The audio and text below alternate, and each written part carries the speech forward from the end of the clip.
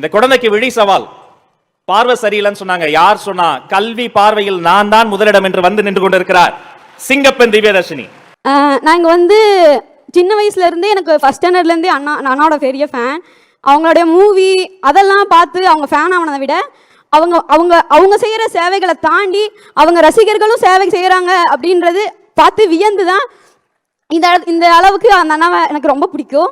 அது என்னென்னா, நான் வந்துட்டு ஜூடோ பிளேயராக இருக்கேன். நான் வந்துட்டு ஒரு 5th ஸ்டாண்டர்ட்லேருந்தே வந்துட்டு ஜூடோ போயிட்டுருக்கேன். நேஷ்னல் லெவலில் நிறையா டைம் நான் போயிருக்கேன். எந்த ஒரு டைமுமே நான் gold medal அடிச்சதில்லை. 2nd or 3rd அப்படி தான். அக்டோபர் மந்த் வந்து உங்களுக்கு தெரியும்னு நினைக்கிறேன். ஒரு 20க்கு மேலே வந்து 2024ல் அண்ணா வந்துட்டு கொடி அறிமுகப்படுத்துகிற நாள் வந்துட்டு செலிப்ரேட் பண்ணாங்க.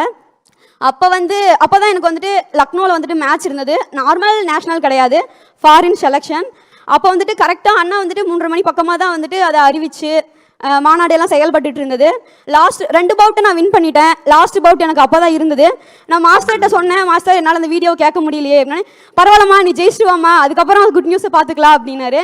அண்ணா வந்துட்டு மாநாடு நடந்துட்டு இருந்த அந்த தேதி, அந்த நாள், அந்த டைம் அன்னைக்கு எனக்கு கோல்டு ப்ரைஸ் கிடச்சிது. நான் ஃபர்ஸ்ட் ப்ரைஸ் அடிச்சிருக்கேன். ஃபாரின் செலெக்ஷன் ஆகியிருக்கேன் துபாய்க்கு. டிசம்பர் 7th மேலே நான் வந்துட்டு கிளம்பணும். இந்த இடத்துல என்ன பார்க்குறேன்னா, நான் சின்ன வயசுலேருந்தே அண்ணா ஒரு லக்கி சாமா தான் பார்ப்பேன். எங்கே போனாலுமே அண்ணா ஃபோட்டோ கூட வச்சுருப்பேன். இந்த ஒரு நேரத்தில் அது எல்லாரும் வந்துட்டு சொன்னாலும், என்ன இது நீ தான் சொல்லிட்டு இருக்க அப்படின்ட்டுலாம் நிறையா சொல்லுவாங்க. இப்போ நான் நிரூபித்து காமிப்பேன்.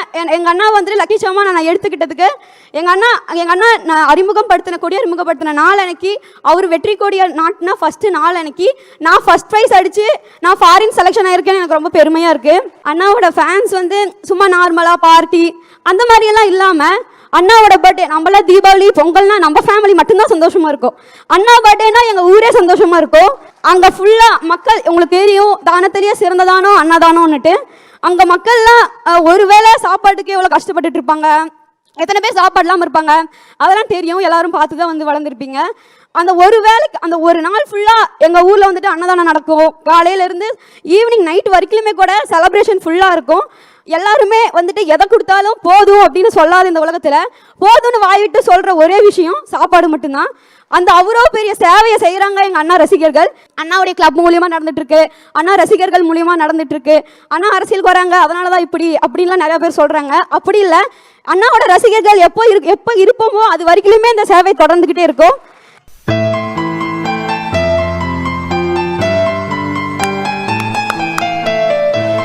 அன்பு திலகம் இது, வெற்றி திலகம் இது.